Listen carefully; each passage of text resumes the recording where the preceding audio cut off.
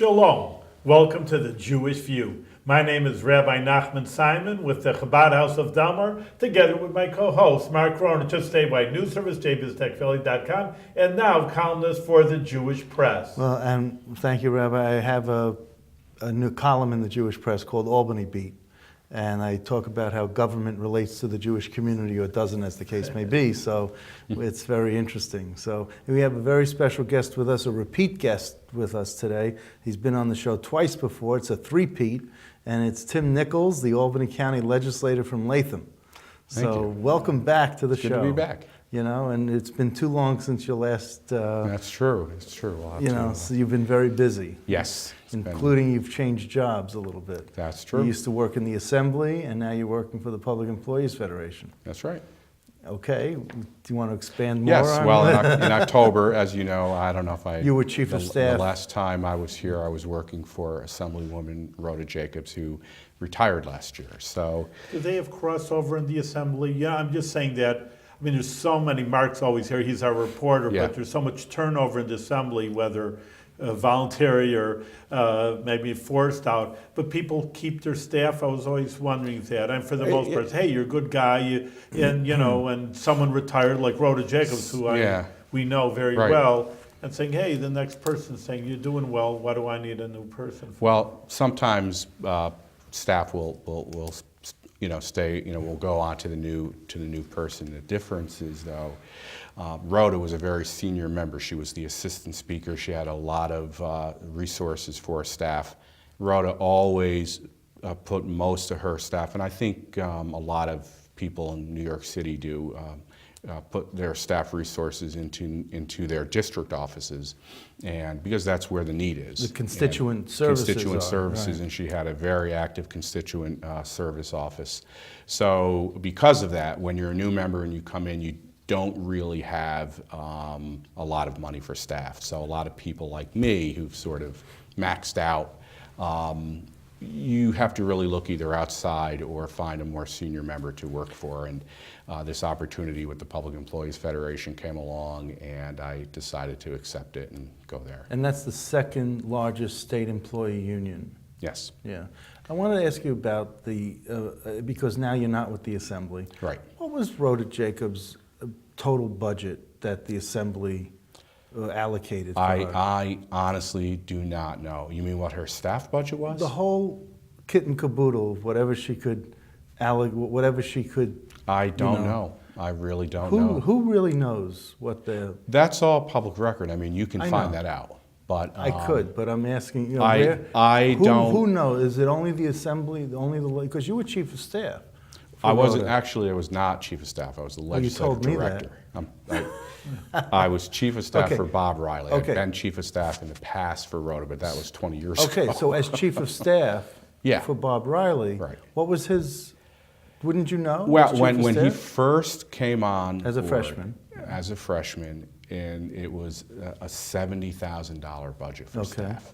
So, no, but there's other parts of you get money allocated for other things other than you get staff. allocations for office space.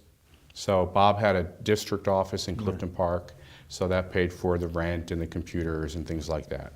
And he was also had money that didn't fall into his budget, but came from central communication staff, so we were sort of assigned someone. Right. And so you could, the person was in Bob's office, so you could say, well, that's Bob's budget, but it really wasn't. And that was about $25,000. It wasn't a full-time, $80,000 a year position or whatever.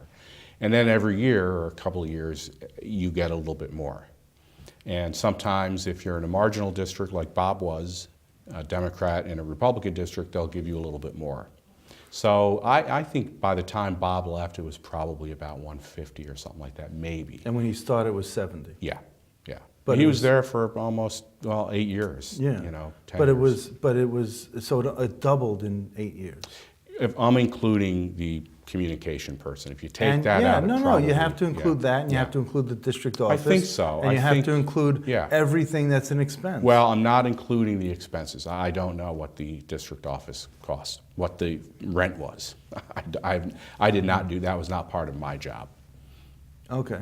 Because chief of staff, you should have Well, everything. no, as I mean, part I was mostly dealing with legislation Okay. and people coming in to visit and constituent issues and managing the staff. Okay, The budget so- and the money, that was handled by Bob. by the You know, assembly. yeah. A lot of the assembly people kind of keep tabs on that. Close to the vest, Yeah. they keep it, yeah. And you know, we know we can go and look if we want, but why create problems? I mean, you know, if I want a raise, can I get some, you know, a raise, and it's either yes or no, and you know, it's just the way it is. So where do you look? I think you would have to foil. You could You're the foil. reporter, or, Mark, you know, over here. I know, Are you I'm asking, looking- I'm asking him. I know the I answer, think but I'm the asking him. controller puts that. I know the assembly puts that. Every few months we'd get a memo saying that we're going to release the information about staff, about your office's budget and how much money is spent on mail and all that stuff. So the assembly calculates it and then they put it out. It may even be on the website now. I don't know. Okay. I don't. No, thank you for that insight. Yep. That now that you're not working in the state government, I can ask you these questions because Yeah. these are sensitive questions Sure. that someone who's on staff might feel a little Right. awkward about Right. talking about. No, So. Mark, going to the present, you know, like, I'm a rabbi. Well, just Yes. saying with the union. Where were the we? question when oh, you were in the past. It was We a were. previous job. And now to the present. I'm a rabbi. I'm not unionized. Maybe I should over here. But you know, The I always OU. hear.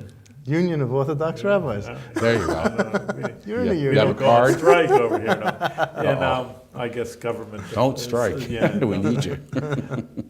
You know, again, that's what I'm saying. Coming in, I'm a rabbi, but I'm a layman also. You hear all different kinds of unions, just going the most basic ideas. You know, there are different union Mm-hmm. groups, you know, which ones you represent, which kind of workers. The workers Well- have a choice to go which other They don't have a union. choice.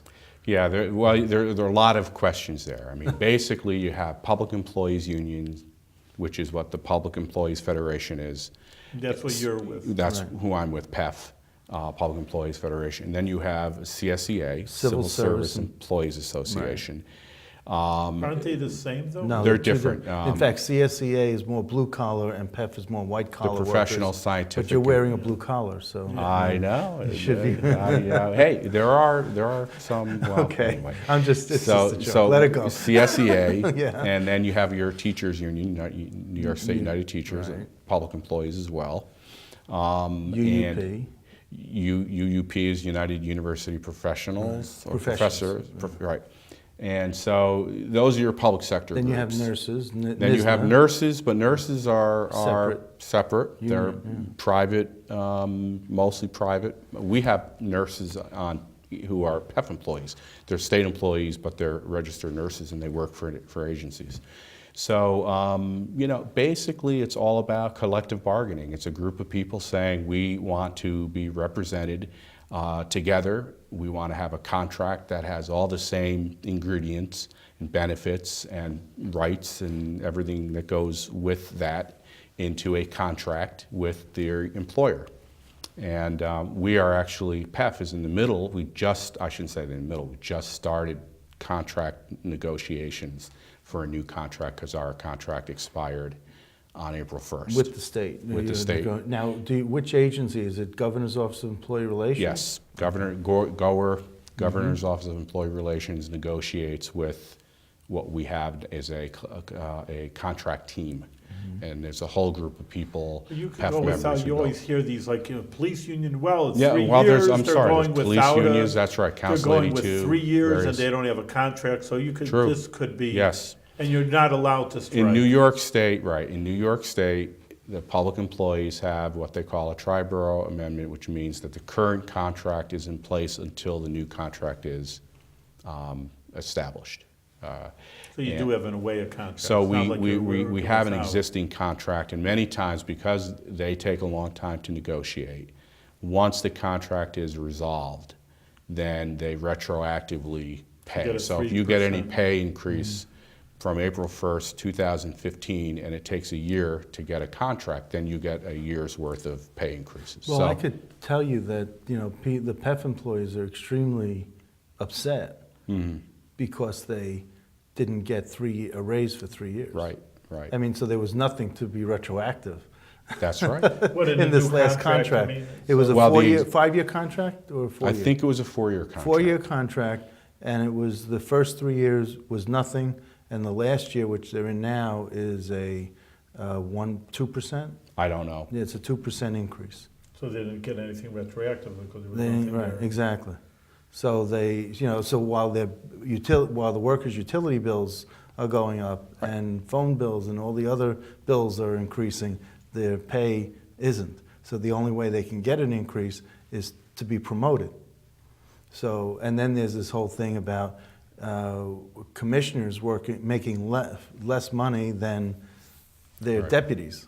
Right. And, there's... Because the Well, commissioners they're- are not unionized. There are MC employees who Management are confidential. management confidential who are political appointees or senior level employees that have not had a raise either in a long time, and they just established a pay raise commission or whatever in the budget, and they might be getting a pay raise, but it's been a long time. I mean, the bottom line is that this governor has not been very friendly to public employees. I think that's most people would agree with that. Hopefully that changes.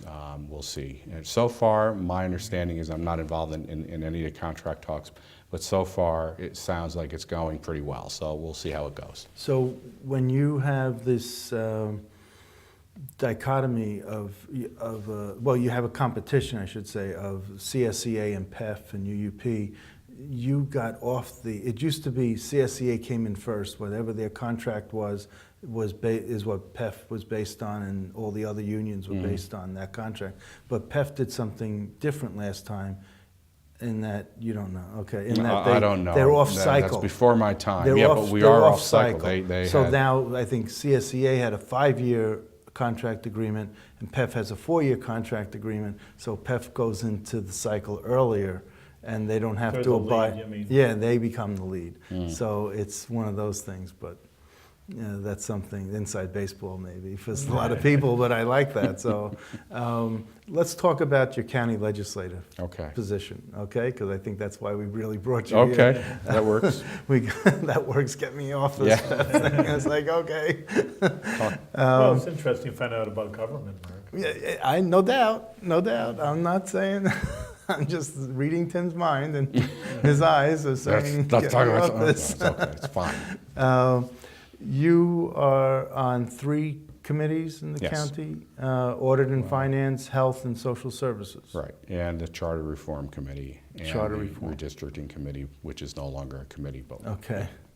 So what do you make of, what's going on with Audit and Finance? I mean, things going well with the county? I mean, yeah, I mean, we're not at the budget point yet. We'll get to that toward the end of the year. Usually in October, November is when we start dealing with the budget. So we're sort of mid-year with that, and well, are we on track to what? yeah, we're on track. I mean, look, the good news is the economy is coming around and revenue is coming in. We are doing really well with the nursing home, as I said we would if we had the right management in place. We really we really have an excellent administrator out there who knows how to run a nursing home, knows how to get the revenue in, because he's billing, he's making sure all the bills are being paid. So there are no late fees and No late fees, but excess also charges. what was happening is we were not billing payers. Right, We were actually missing lots of money because we just weren't billing for that Right. money. If you don't ask, you don't get. That's right. So So he's people- doing that, and he talk about labor unions, and the 2 labor unions out there, 1199 and NISA. Now, SCIU, SCIU, 1199U, right. is the Service Employees International Union. Correct. And what's the other one? NISA. New York State United Teachers. Right, and they represent nurses at the county nursing home. Now, why? It's like steelworkers representing us. I'm not sure how that But New happened. York State but Nurses Association, right? I know. If everything worked well in the teachers state. represent nurses in a lot of different places, so they've expanded. But in any case, they both do a good job. They both went to the bargaining table with our new administrator at the nursing home, Larry Slatke, and they have agreed to, basically change the contract, give the county give-backs, if you will, and help the nursing home reach its goals financially. So that, coupled with Larry's leadership and his ability to bring in revenue and to just really get it organized, fill the beds. We had so many empty beds. When you have an empty bed, you still have the fixed cost, but you have no revenue coming in for that. So that's going to save like $7 million. And that is huge. So that's a big win. Tim, can I ask you even a naive Yeah. question? So you say, because Mark and I have so many, I think we have every Albany County legislator here, and officials. Right. So we're always talking like, well, you just said saving millions of dollars, but then it doesn't come out to taxes. You think, oh, $7 million, that's, you say in Yiddish, gefunden Geld, found money over here. Wow, $7 million, you just saved it. We should be rich over here. Well, you're right. Here's where we might see it. We have to abide by a 2% property tax cap. So about 3 or 4 years ago, we had to exceed that. We could not make the budget work. The revenue was not coming in. We did not have Larry there. We were not filling the beds. And so we voted as a legislature to exceed the 2% tax cap so that we could make our county government whole. That's how we raised the money to take care of this. Since the economy has improved and the revenue has started to come in, and we kept our spending intact, I mean not intact, but low, I should say, we were able to live within the 2% tax cap. So even though we're living within the 2% tax cap, with revenue coming in, now it gives us room to stay below that. If we don't use any of the $7 million for spending in other places, then you could see a tax cut. But I don't see that happening for a lot of reasons. One is that we are not even close to being up to par in a lot of other agencies. I just have an email in my email box right now. What do you mean by other agencies? Agencies like the Social Services Department, the Children, Youth, and Families Department. So when you say we're not up to par, what is that? The county is not. The county as a whole, we run the nursing home, the jail, all these agencies. So the $7 million that we're saving over here could be used over here in the Social Services Department to bring in the caseworkers, so we don't have a caseworker trying to take care of 50 kids that are at risk of abuse and neglect. Or upgrade the computer system. We can, right.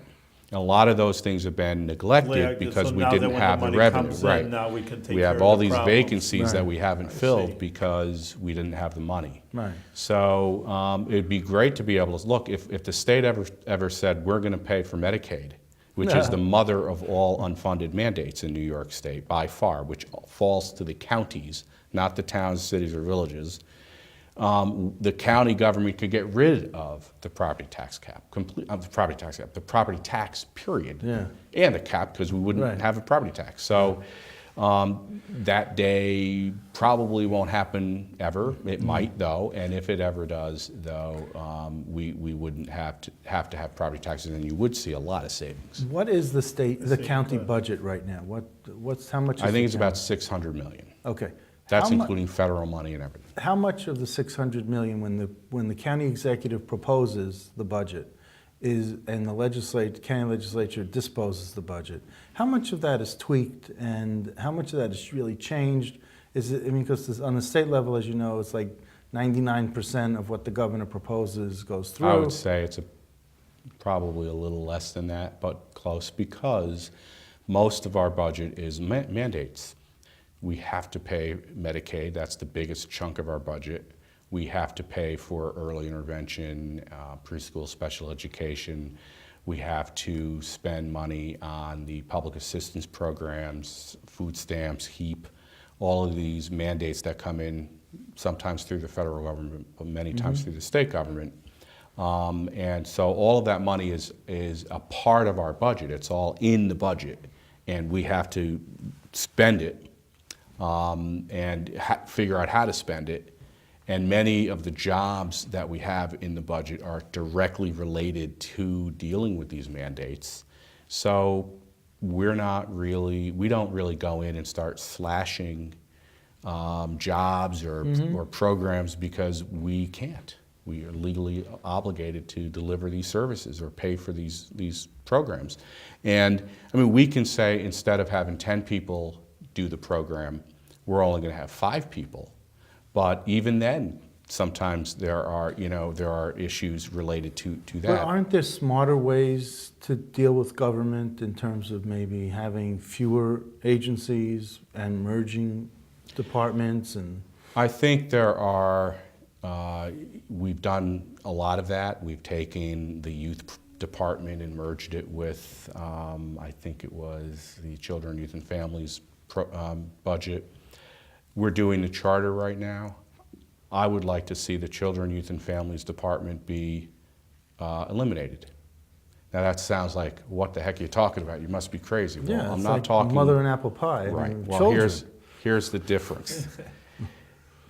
That agency, there's only one other county in New York State that has that department, Kudos to them. and that's Onondaga County. Okay. Every county provides the same exact services that agency provides. In where?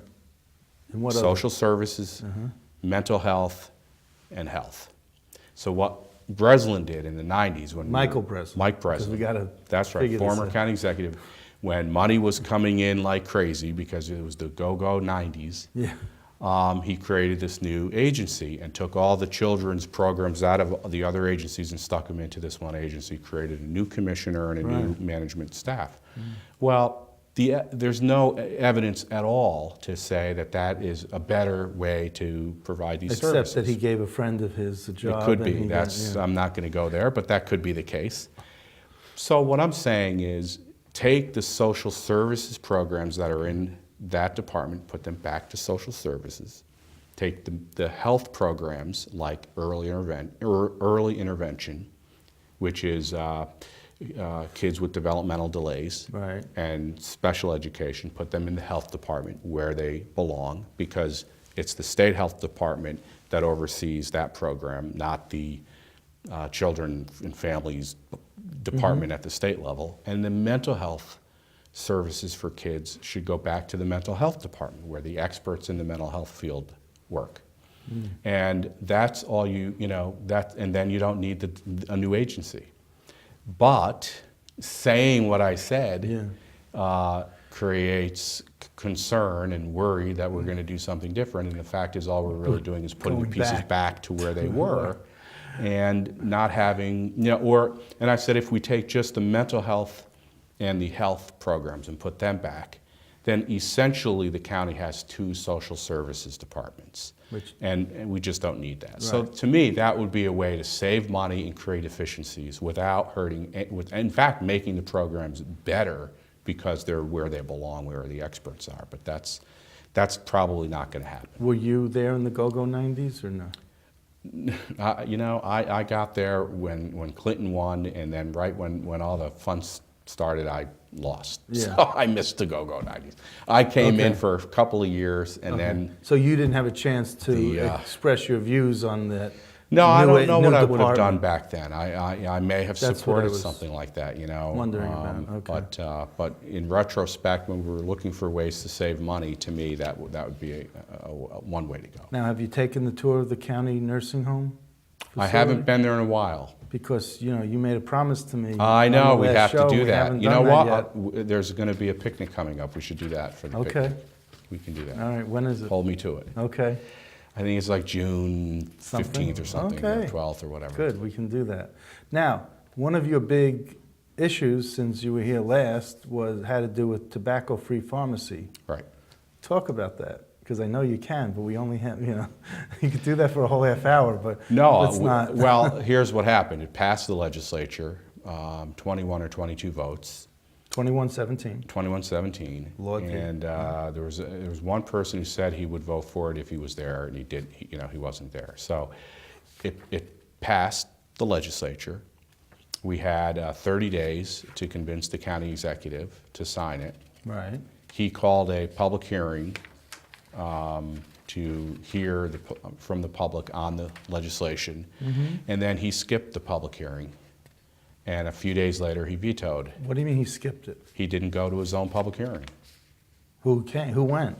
Well, Tom Marcel Okay, and his staff people. his staff people. So, but he himself didn't go. And He was told about it. he didn't. He did not. You know, it bothers me. He's playing politics, a isn't it? great deal. It's playing but politics. he's playing politics to the tune of $10,000 from the tobacco industry, and that's I revealed that last March. Yeah. On, I think it was Kick Butts Day, which is a national holiday for the tobacco control community. And they do advocacy events around the country to raise awareness about the tobacco industry and how they're trying to get kids to smoke. It's from the Campaign for Tobacco-Free Kids. And so I did some investigations, and it's all public record, and I started to connect the dots and made the charge. And asked him to return the money, which to this day I don't think he has. Wow. So yeah, I mean, it was, you know, you can have a difference of opinion on this stuff, and I respect that. But when there's that much money floating around, I have to wonder. But they only what the gave him motivation was. 10,000. That's all that I could find. That's all you could find? And you know, that was. Because that's a you mere don't know. pittance with the tobacco industry. He's had. I know. Well, listen. In a county executive campaign account, that's a lot. So, What do you think it costs to run a county executive race? If you have an opponent, I mean. yeah. Well, obviously, it can cost a lot of money depending on how you use it. But, Okay.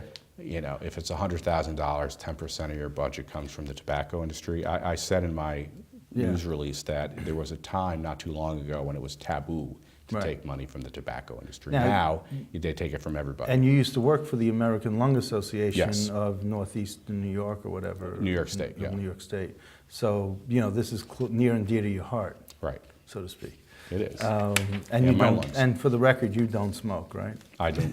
Thankfully, I don't. Okay, Thankfully, just for the record. I mean, you know, you see I, these doctors standing outside Albany Med, you know, across the street and smoking. No, and, I mean, you know, it's a very difficult, you know, it's an addiction. You know, so have you, so is that your biggest, was that your biggest issue recently, was this? And what happened? Did you override the We tried to county executive's override it, veto, but when it was clear, you know, I wasn't going to push the vote on the override, but the advocates really wanted me to at least try, so we did. And then when it was clear that it wasn't going to And you need over- 24 votes for an override? Yeah. Okay. So a lot of the people who voted for the original legislation did not want to vote for the override. Oh, wow. Especially when they realized it wasn't going to pass. So that's weak spines. Yeah. Wow. So to me, it was just, you know, it is what it is. And Well, I'm what not happens gonna, now? I mean, well, that was... I have a bill which is coming up next week to ban the use of electronic cigarettes in public places, just like the Clean Indoor Air law. So it'll treat e-cigarettes the same way as tobacco. But that's just a vapor, right? Well, there are two. There's no nicotine or... There's nicotine in some of the e-cigarettes, yes. And the problem is that we don't know yet what is in there. And the FDA is going to hopefully soon start looking into regulating this. The other issue is the social acceptability of the idea of smoking. Smoking itself, making it cool and hip again. If you look at the way they're marketing e-cigarettes, it's the same exact way the tobacco industry marketed tobacco cigarettes back in the day. And that's worrisome because kids are very susceptible to that. They think it's cool and hip, and it becomes a trend. It's becoming a trend right now, and we know nothing about its effects. Okay. And we need to Let me get ask you just ahead of it. quickly, if I could, about the oil trains. Yes. You have any opinion about these oil trains? And I they call them- support all the efforts What? look, I think the feds have to do a better job regulating it. It really is a federal issue. It's always been a federal issue because of interstate commerce.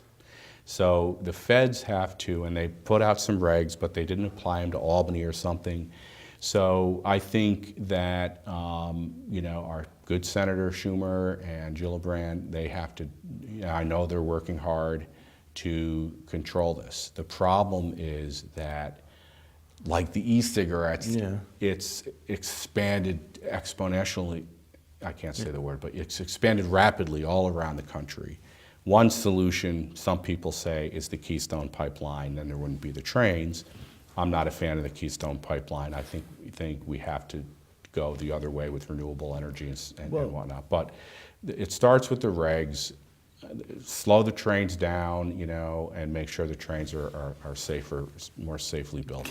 My solution to it is, that I've been advocating, is to build 2 walls, fireproof walls, as high as you want. Make them look nice, like noise barriers on the highways, and put them there so if the train derails or something happens with a spill, it's contained within those walls. And the train can't tip too far because the wall will catch the train, and it'll be contained more. And let the federal government spend money on that, billions of dollars, which they have, and let them build that. And then, you know, you can have a nice wall. You can have some graffiti artists make it even nicer. Artists, I call them artists, you know. Some of them are. Yeah. Well, I don't know what the feasibility of that is, but it's as good of a it should be considered like any potential solution. All right, now you can come back again. I can. Okay. We didn't even talk about the town of Colony or anything. Gosh. What's going on in the town of Colony? The motel. I'll forget it. Oh no, we don't care. That's fine. You have to just thank you for coming for the 3rd time. So now we have more issues that we have to call you back in for a 4th time, but continue the good work you're doing for the people of Albany County and do it with good health. Yes, much success. Appreciate it.